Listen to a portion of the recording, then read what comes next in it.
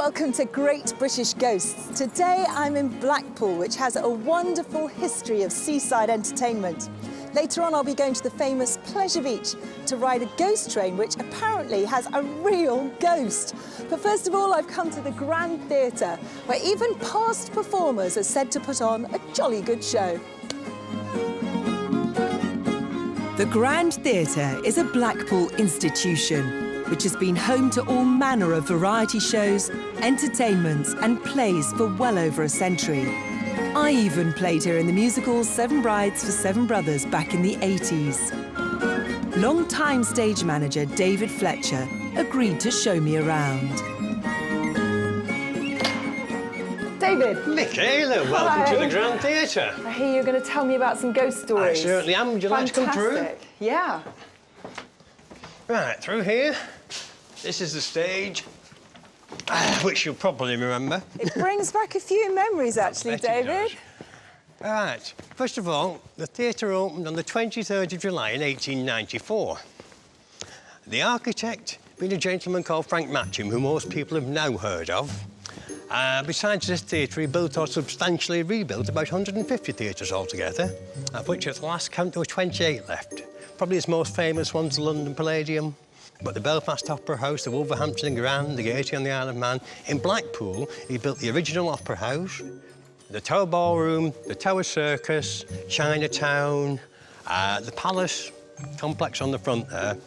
And, so there's still quite a lot of his stuff left in Blackpool. In fact, I think we've probably got more than anywhere else. Well, it's a beautiful theatre and probably hasn't changed much since then. It's been restored. When you were here first, last time, the ceiling panels, which are now blue and white, would have been yellow and green. We've got an old photograph of those still like that. But it's all been restored. They got down to the original paint, and that's the one they restored. Now then, our ghost. The most famous one is known as Charlie, and he actually inhabits the upper circle, which is the first level down from the top. And who was Charlie? Charlie was a young man, so the story goes, fell in love with an actress, was spurned completely, but he threw himself over the edge of the upper circle and killed himself. So he committed suicide because his love had left him? He did indeed. And do you have any idea when that was? It would have been early in the 20th century, very early. Now, the last time somebody actually told us they'd seen him up there was a few years ago when we had the Drifters here on the summer Sundays. And at the interval, the lead singer's lady friend, who was watching the show down in the stalls there, went to the usher who was selling ice creams underneath the roll box and said, "Excuse me, is there a ghost in this theatre?" And Samantha says, "Well, yes, there's supposed to be. Why?" She says, "Would it be up there by any chance?" and pointed straight at the upper circle bar doors. And Sam says, "Yes, it's supposed to be. Why?" She said, "Because I can see a young man up there, and he's got a young lady on each arm. So he's thrown himself over for one and ended up with two." Now then, there are several other things to see around the building, but while we're here, if you look directly up, you can see the white going across the stage there. That is the bridge. Yeah. And we've been told by several mediums, etc., that there is a portal to the spirit world on the bridge, which is where the ghosts come and go as they like. Would you like to see that part? If we can, that'd be great. Would you like to come this way, please? The story of Charlie's interesting. It dates back to the early 1900s, and it's a typical love story.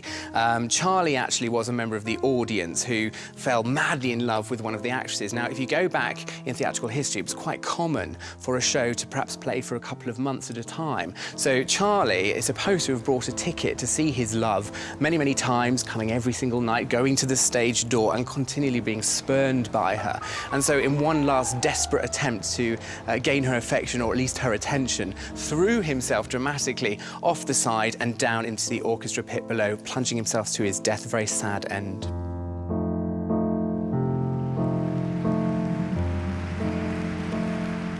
David, you've been here for 30 years. Have you seen the ghosts? Not personally. I mean, I don't doubt, but I haven't seen one personally. But apparently, there is one that follows me around occasionally. Do you know who it is? Yes, it's the original owner of the place, a gentleman called Thomas Sargison. What, so he just keeps an eye on you? Apparently he likes the way I look after the theatre. But you've never seen him or sensed him? No, not personally. Now, this is the level where we are now. This is where all the ghosts are. Oh, great. So this is where all the sceneries drop down onto the stage? This is where all the flying's done from. You see all the bars across the top there. Yeah. We have 50 hanging bars from front to back of stage. The ladder there goes up to the grid. That's the highest point of the theatre, by the way. These boxes connect directly to the lighting box at the back of the dress circle, and these control all the lights above the stage. Gee, there are an awful lot of bits of wire there's and lots cables of points and corners and what have you. No, this is the bridge I was telling you about that goes across the stage, and the portal to the spirit world apparently is just about 3 or 4 feet actually on the bridge. Actually on the bridge? That's it. That's apparently though, isn't it? Well, I'll follow you. This is it. Now then, fair enough. But if you disappear, don't blame me. This way, please. This is very Phantom of the Opera, isn't it? Oh, yes. This is where all the ghosts just drop things on people that are behaving badly. This is where you drop head. rubber chickens and things like that. You okay? This is where you drop rubber chickens from. And this is where it snows from and things like that. So has a ghost been seen on here? Well, funny enough, we had one of the mediums here, and he actually found the ghost just this side of the portal. The original owner of the place is the ghost that follows me around occasionally. And he actually saw him? He not only saw him, he got the ghost to come inside him so that we could talk to the ghost. What did he say? Well, first of all, of course, the first question he asked him was, who was he? And, in rather a gruff voice, he said, I'll tell you later. And several times he asked him who he was, and same reply. And then, right at the end, when he finally asked him again who he was, or if somebody else asked him, it wasn't actually him obviously, because he was, the ghost was talking through him. And then they turned around to me and said, well, who was the original owner? And I said, well, Thomas Sargison. And then the ghost inside turned around and said, bloody big mouth, and left him.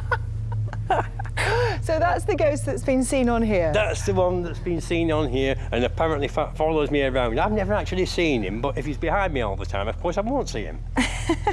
Would you like to come over this way?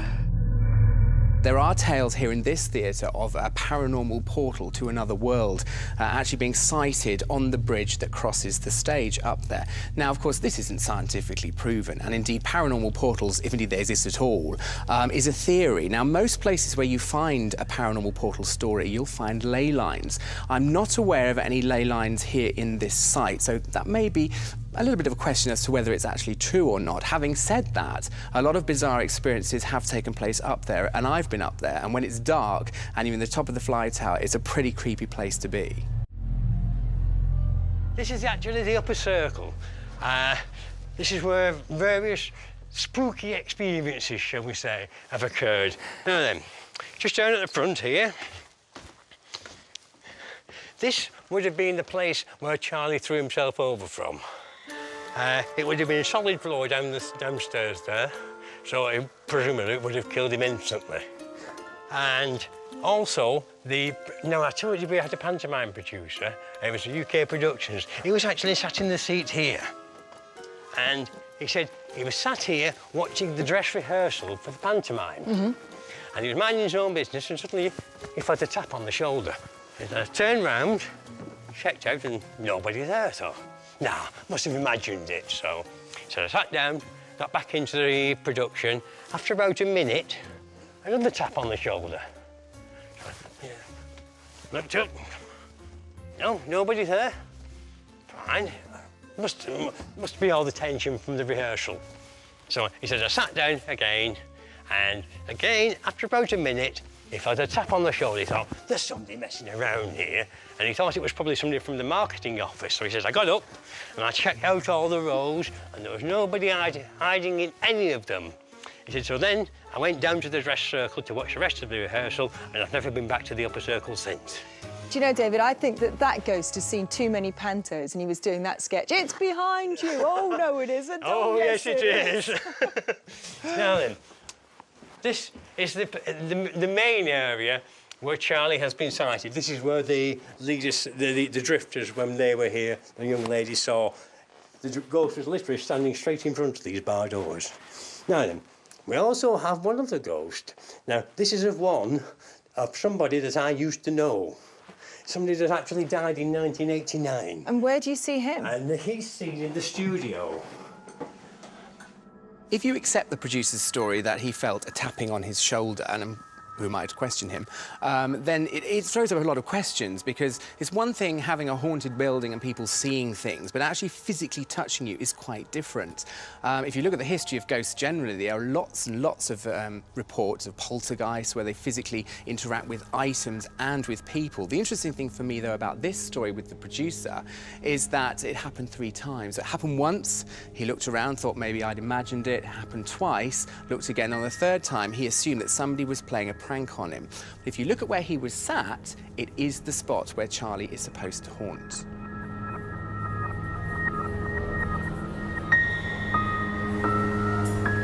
This bit feels like a haunted theatre. It doesn't. At night, I've done night watch here a few times, and the whole place creaks and squeaks as it's settling down. Because, of course, it's mostly a wooden frame. Just through this way, and there you go. Right, this is our studio theatre. This is where we put on the smaller productions, probably an audience of, say, between 80 and 90. Well, this looks a lot more modern than the theatre, is it? Well, the fittings are, but the actual building is older than the theatre. Oh, really? This used to be the Times Printing Company. And what ghost do you get here, then? The one that has been seen up here is the one of used to be our theatre artist, a gentleman called Roland. This used to be his studio where he did all the posters, the hand-painted posters that went outside. Instead of having all these mass-produced ones up, we used to have individual hand-painted ones. And the gentleman that used to be our stage doorkeeper, at the end of the night, he comes up, checks everything out, makes sure it's all closed down, there's nobody up here.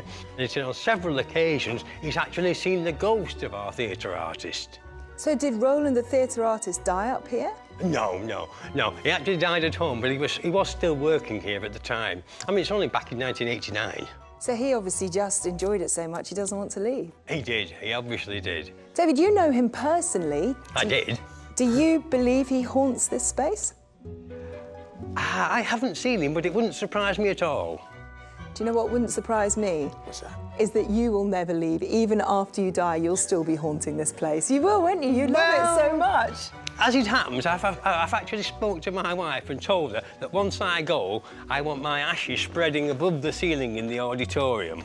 And it will be the ghost of David haunting the ground. If nobody else is here, I will be.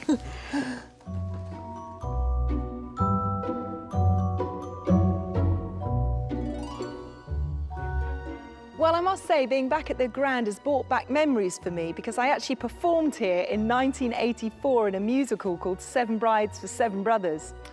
I don't recall seeing any ghosts, but it certainly brings back the memories of the smell of the grease paint, the roar of the crowd, the mischievous goings-on of performers past and present. Yes, ladies and gentlemen, I give you great British ghosts of the Grand Theatre, Blackpool. I thank you all.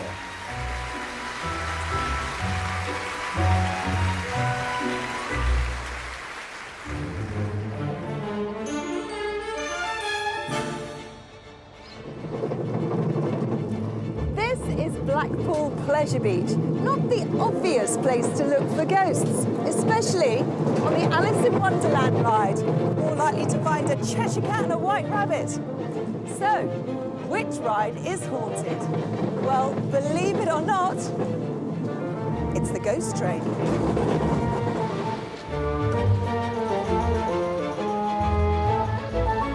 Blackpool Pleasure Beach is an important part of the seaside town's entertainment history. Today, crowds still flock to its attractions, just as they did a century ago. And believe it or not, 2 of its oldest rides are said to be haunted. And local paranormal researcher Jason Carl agreed to tell me about them. Jason, how haunted is the Pleasure Beach? Well, there's lots of different stories associated with the Pleasure Beach, primarily with the ghost train ride itself, which amazingly has a real ghost story attached to it, and it's one with some decent evidence attached. It's actually a former worker named Cloggy, and also a poltergeist which moves around the items in the gift shop below the ride, the first ride, in fact, that was built on the Pleasure Beach in 1904, Sir Hiram Maxim's flying machines. There are other stories as well, but those two are the main ones.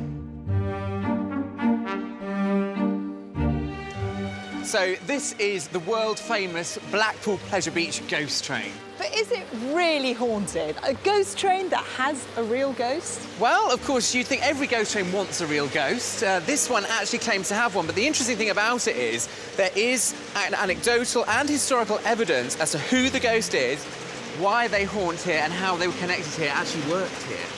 This has quite a good history as well, though, doesn't it, the ghost train? It has an amazing history. If you're interested in circus and fairground heritage, then this ghost train is very important. It originally opened in 1936, and it's actually quite iconic because the term ghost train is used now for these style of rides all over the world. But actually, it started here.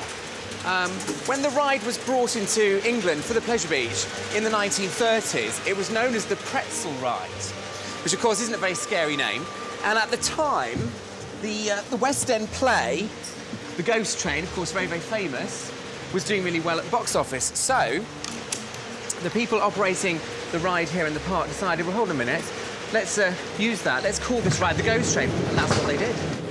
Am I going to be scared? Do I need to hold your hand?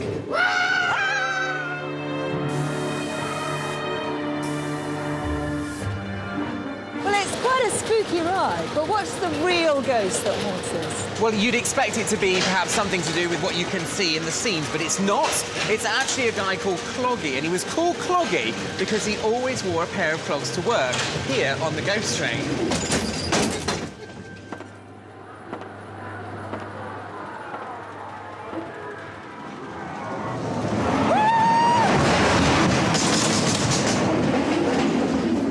When the maintenance workers are doing their stuff to make sure everything's working correctly, it's very quiet, very eerie inside. And that's the time when you hear the sound of Cloggy's footsteps moving through the scenes. So did he die near the ride or at the Pleasure Beach? No, he didn't. He died in the 1970s, having worked here for a long period of time. I don't know how he died, but as so often with ghost stories, spirits return to places that they loved during their lifetime. And perhaps he loved working here so much that he can't quite leave it after his death. Interestingly, the ghost of Cloggy has never actually been seen, as far as I know. There's no records of him ever having been seen. It's always the sounds and the touches and mechanical machinery inside the ghost train acts in strange ways, and they put that down to the ghost. One of the most famous stories of that is that after the electrics have been turned off, the very large skull that sits on top of the ghost train ride building, which has glowing eyes during the day, actually came to life at night. So the light came on in the skull. When they investigated, the electric was all turned off. So how did it come to life? Is it really haunted? Well, I suppose you have to ask the people who've experienced the ghost that. From my point of view, if you look at the case, there are lots of recorded things happening over many, many years. Many people reporting the same kind of things. In fact, I spoke to one of the ride operators here today, and he says that practically every week people say that as they move through the ride, they feel something touching the hair and the top of their head. Now, you can see, as I can, that there's nothing that actually touches you, so perhaps that's part of the ghost. And it's not just the ghost train that's said to be haunted. Jason also wanted to show me the oldest ride in the park. So this is Sir Hiram Maxim's flying machines, the oldest ride in the park, built in 1904. Quite amazing if you think that it's actually been here over 100 years. And down below, underneath the ride, is one of the most amazing ghost stories here at the park. So let's have a look. It's an amazing piece of Victorian engineering. Now, where we are here is actually in the bowels underneath the first ride that was erected on the Pleasure Beach, which was at the time on a beach. And it's called Sir Hiram Maxim's flying machines, and this is how it works. And is this still what works it? It is. Now, of course, that's different to modern-day rides that you would see in a theme park most of the time, but it's wonderful to see an ancient piece of engineering still being used today. And so is there a ghost down here? Well, there is, in this building, actually. Now, part of the building, as you can see through this window, is now used as a gift shop. And the story has it that a poltergeist haunts the gift shop. Now, why would there be a poltergeist down here? I mean, hopefully nobody died on the ride ever. Not that I know of. Certainly haven't heard that story. Possibly it's connected to what actually happened on the land itself, because what was here before the ride was actually a Romany gypsy encampment, and of course, Romany gypsies, superstitious, fortune tellers, all that kind of thing. Maybe there's a connection there. But the actual poltergeist ghost itself, many people have described who've seen it as a small child, a young girl about 9 years old. It moves things around, as poltergeists tend to do, and there's an interesting story from 1998. Now, at that time, they were introducing a new product range into the shop, and each morning when the people operating the shop came back into the store, this particular product range had moved. They kept putting it back again to where they wanted it to be, and each night they come back again, it'd been moved. So in the end, they gave in to the ghost and left it where she wanted it to be. Do you think the poltergeist just didn't like the new range? Well, she wanted it out of the way, I think.